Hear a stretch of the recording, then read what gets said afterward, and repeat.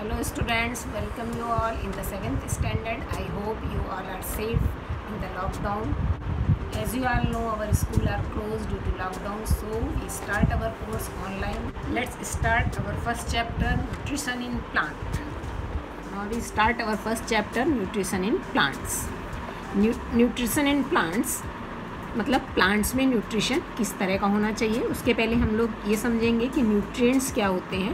Nutrients means component of foods are necessary for our body are called the nutrients. अब हमारे components of food क्या होते हैं, जैसा कि आप लोगों ने पहले भी पढ़ा है, carbohydrates, protein, fats, vitamins, minerals, roughage and water, ये सब हमारे जो हैं फूड के कंपोनेंट्स हैं जो कि हमारे फूड में जो हैं होते हैं। और फूड क्या होता है, all living organism require food. जितने भी लिविंग ऑर्गेनिजम्स हैं उनको फूड की ज़रूरत पड़ती है। तो ये सारी चीज़ें हम लोग इस चैप्टर में डिस्कस करेंगे। Nutrition, mode of taking food by organism. किसी भी ऑर्गेनिज्म के द्वारा फूड किस तरह से लिया जाता है उसको हम लोग न्यूट्रिशन बोलते हैं।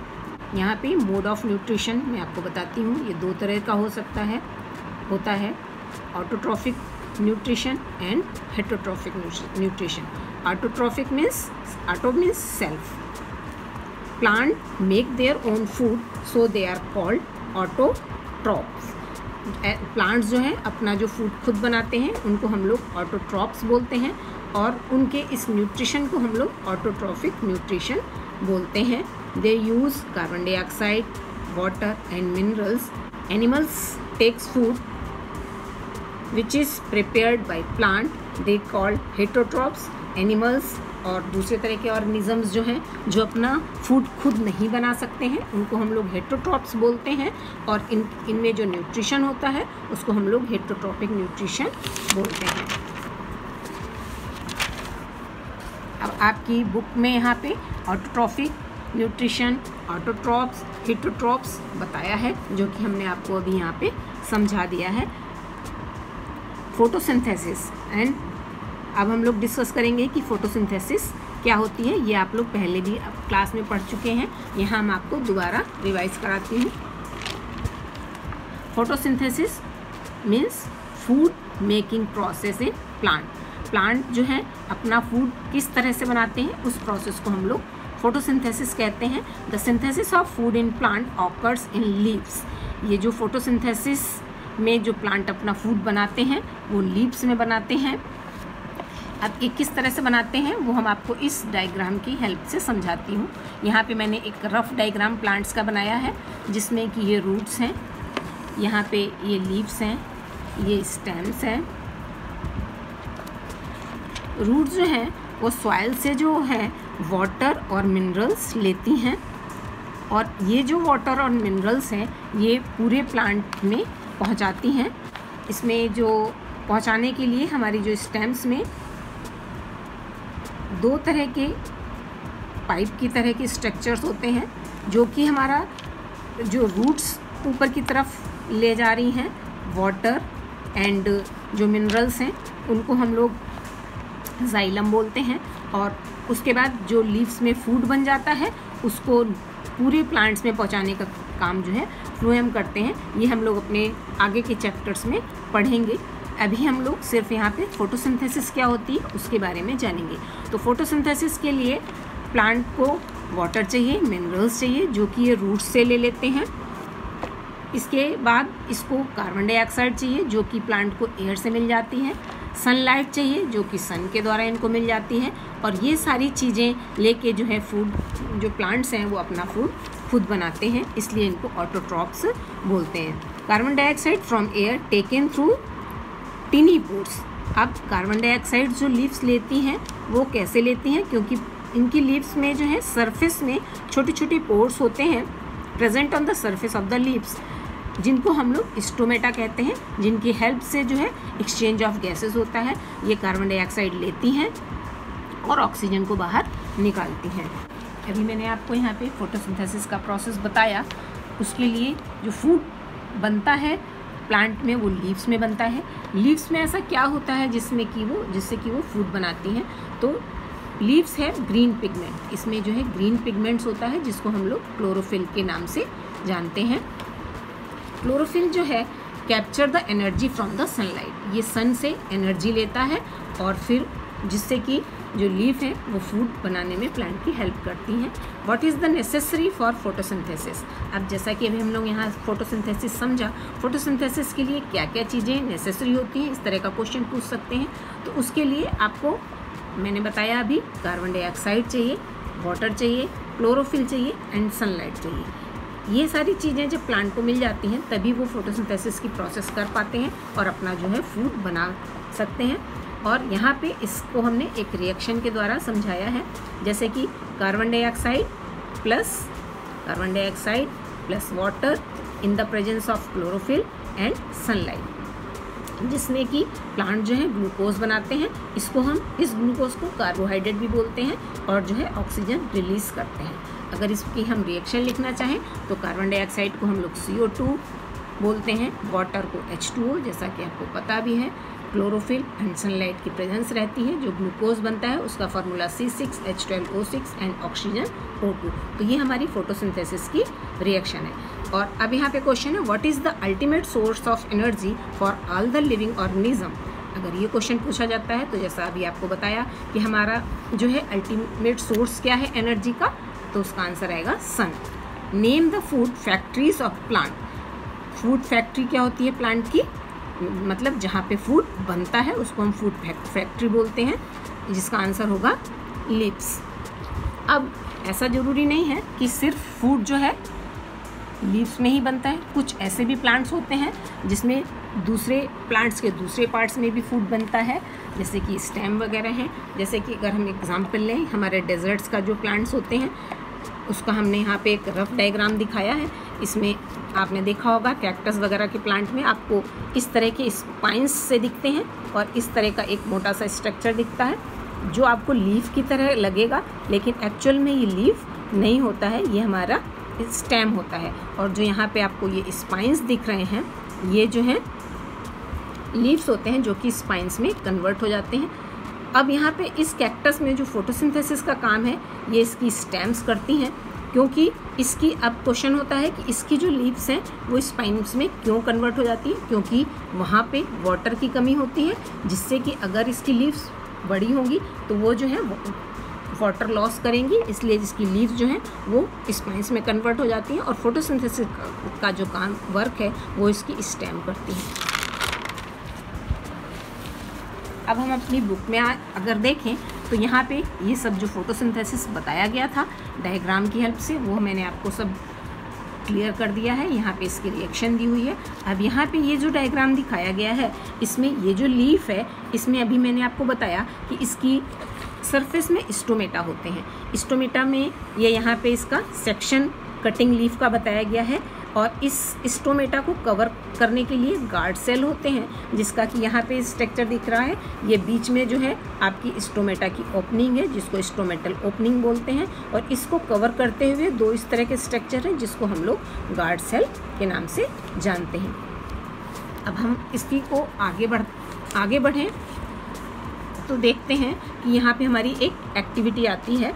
एक्टिविटी में यहाँ बताया गया है कि take 2 potted plant for the same kind, keep one in the dark for 72 hours and other in the sunlight। यहाँ पे आपको 2 potted plant लेने को कहा गया जिसको कि एक डार्क में रखना है या और एक को सनलाइट में रखना है। तो उसकी एक्टिविटी को समझाने के लिए मैं यहाँ पे आपको बताती हूँ। हम यहाँ पे आपको एक एक्टिविटी जो है समझाते हैं जो कि आपकी बुक में भी दी हुई है। इस एक्टिविटी में ये बताया गया है कि लीफ का जो पोर्शन सनलाइट में रहता है सिर्फ उसमें ही जो है स्टार्च बनता है, और उस स्टार्च टेस्ट को हम आयोडीन से टेस्ट करेंगे। आयोडीन टेस्ट आप 6th में भी सीख चुके हैं। यहाँ पे इसके लिए हम क्या करेंगे, एक्टिविटी का फर्स्ट पॉइंट है cover A part of a leaf of A potted plant. एक हमको पॉटेड प्लांट लेना है जिसकी एक लीफ को जो है ब्लैक पेपर से कवर कर देना है, जैसे कि यहाँ पे मैंने डायग्राम बनाया है। इस लीफ की इतने मिडल वाले पोर्शन को हमको ब्लैक कलर से जो है ब्लैक पेपर से कवर कर देना है। यूज़ ए पेपर क्लिप, और इसको कवर करने के लिए यहाँ पे हमको 2 पेपर क्लिप लगानी है जिससे कि ये जो है ब्लैक पेपर जो है आसानी से इसमें फिक्स हो जाए। Use a paper clip to fix the paper on both side of the leaf. अब इस लीफ का जो बीच वाला पोर्शन है उसमें अगर हम ब्लैक पेपर लगा देंगे तो उसमें जो है सनलाइट नहीं पड़ेगी। Make sure the plants gets enough sunlight. अब हमको इस बात का ध्यान रखना है कि इस प्लांट हमने लिया है उसको पूरी तरह से सनलाइट मिलनी चाहिए। Plug the leaf and take off the paper after 2 days। अब इसमें से जो ये वाली लीफ है उसको प्लांट से हमको अलग कर लेनी है और उसको जो है take off the paper after 2 days। 2 दिन के बाद हमको उस पेपर को निकालना है। पेपर को निकालने के बाद हीट द लीफ। अब हमको इस वाली लीफ को जो हमने तोड़ी थी उसको जो है हीट करना है in alcohol and test the starch. Heat करने के बाद फिर इस लीफ में हम स्टार्च टेस्ट करेंगे by iodine solution. Iodine solution में इसको डिप करके। तो अब हम क्या देखेंगे कि जब इसको हम आयोडीन सोल्यूशन में डिप करते हैं तो इसका जो बीच वाला पोर्शन है जिसमें मैंने ब्लैक पेपर लगाया था वहाँ पे इसको सनलाइट नहीं मिल पाई है और उस सनलाइट ना मिलने के कारण इतने लीफ के इतने पोर्शन में जो है स्टार्च नहीं बनेगा और जो हमारा बाकी का ये वाला पोर्शन है इसमें स्टार्च बना है क्योंकि इन ऊपर और नीचे वाले पोर्शन में जो है इसको सनलाइट मिली है। तो जो ऊपर और नीचे का पोर्शन है वो जो है हमारा आयोडीन टेस्ट में जो है ब्लू और ब्लैक कलर का हो जाता है और इसमें जो है कलर चेंज नहीं होता है। Only the part of the leaf which was exposed to the sunlight will turn blue black. तो इससे हमारा ये कंक्लूजन निकलता है कि sunlight is necessary for photosynthesis. मतलब फोटोसिंथेसिस के लिए जो है वो सनलाइट जो है वो बहुत ही ज़रूरी है। तो यहाँ पे ये एक्टिविटी मैंने क्लियर की है। इसके बाद यहाँ पे आपकी बुक में एक और क्वेश्चन है कि Boojho has observe some plant will deep red violet and brown leaves. Boojho कह रहा है कि कुछ ऐसे भी प्लांट होते हैं जो कि रेड कलर के होते हैं, वायलेट होते हैं, ब्राउन, जिनकी जो लीव्स हैं वो ब्राउन होती हैं। He want to know whether these leaves also carry out photosynthesis. अब ये ग्रीन नहीं होती हैं, जैसा कि अभी हमने बताया कि क्लोरोफिल की प्रेजेंस होगी, लीव्स जो है ग्रीन होगी तभी उसमें फोटोसिंथेसिस होगा। तो यहाँ पे ये जो है हमको देखना है कि ये जो दूसरे कलर की लीव्स हैं ये फोटोसिंथेसिस करती हैं कि नहीं करती हैं। इसके लिए यहाँ पे बताया गया है the leaves other than the green also have chlorophyll. जो हमको देखने में जो लीव्स हैं वो दूसरे कलर की लग रही हैं, लेकिन जैसे कि ये वायलेट कलर की दिख रही है आपको, यहाँ पे भी दूसरा कलर है, लेकिन ये सारी जो लीव्स हैं दूसरे कलर की होने के बाद भी इनमें फोटोसिंथेसिस होता है। The large amount of red, brown and other pigment marks the green colour. ये जो इसमें आपको दूसरा कलर दिख रहा है ये जो है हमारे ग्रीन कलर को कवर कर देता है। ऐसा नहीं है कि इसमें क्लोरोफिल नहीं होता है। इन जो है डिफरेंट कलर की लीव्स में भी क्लोरोफिल होता है और वो भी जो है फोटोसिंथेसिस करती हैं। तो इसके ऊपर भी क्वेश्चन आपका आ सकता है कि अगर लीव्स जो है ग्रीन कलर की नहीं है तो उसमें फोटोसिंथेसिस होगा कि नहीं होगा। तो इसके बाद यहाँ पे एक आपका अलग से सेल्स के बारे में बताया गया है। जैसे कि you have seen the building of are made of bricks. Similarly, the bodies of living organism made of teeny units called cell. जैसे कि किसी भी बिल्डिंग को बनाने के लिए हमको ब्रिक्स की ज़रूरत होती है, उसी तरह से किसी भी लिविंग ऑर्गेनिजम्स को बनाने के लिए सेल्स की ज़रूरत होती है। मतलब कि हमारा जो लिविंग ऑर्गेनिजम्स हैं वो उनकी जो स्टार्टिंग है एक सेल के द्वारा होती है। Cells can be seen only under the microscope. इसको हम सिर्फ माइक्रोस्कोप में ही देख सकते हैं। Some organism are made by only one cell. कुछ ऐसे ऑर्गेनिजम्स होते हैं जिसमें कि सिर्फ एक सेल होता है और उसको हम लोग यूनिसेलुलर के नाम से जानते हैं। The cell is enclosed by a thin outer boundary, और ये जो है एक थिन बाउंड्री से कवर्ड होता है जिसको कि हम लोग सेल मेम्ब्रेन बोलते हैं। इसका स्ट्रक्चर आप देख रहे हैं यहाँ पे दिखाया गया है। तो ये यहाँ पे बहुत सारे सेल हैं। अगर हम सिर्फ इतने को समझें तो ये एक सेल है और इसकी ये जो बाउंड्री है ये जो है सेल मेम्ब्रेन है। इसके जो बीच में स्ट्रक्चर है ये न्यूक्लियस है। Most of the cell have distinct centrally located spherical structure called nucleus. और जो सेल में बीच में जो स्ट्रक्चर होता है बिल्कुल उसको हम न्यूक्लियस बोलते हैं। The nucleus is surrounded by A jelly like substance called cytoplasm. और ये जो न्यूक्लियस है इसके चारों तरफ एक जेली की तरह का सब्सटेंस होता है जिसको हम साइटोप्लाज्म के नाम से जानते हैं। तो क्वेश्चन आपसे पूछा जा सकता है इस सेल के हिसाब से कि what is cell, what is cell membrane, what is cytoplasm और व्हाट इज न्यूक्लियर। तो आज हम लोग यहीं तक जो है अपना लेसन करते हैं। अपने इस फर्स्ट चैप्टर को आज हम यहीं तक पढ़ते हैं। इसके आगे का हम अपने नेक्स्ट लेक्चर में जो है पूरा करेंगे। तब तक जो भी मैंने पढ़ाया है वो आप लोग अपने घर में बहुत अच्छे से पढ़िएगा। और आपको किसी भी तरह की कोई प्रॉब्लम हो तो आप हमसे कांटेक्ट कर सकते हैं।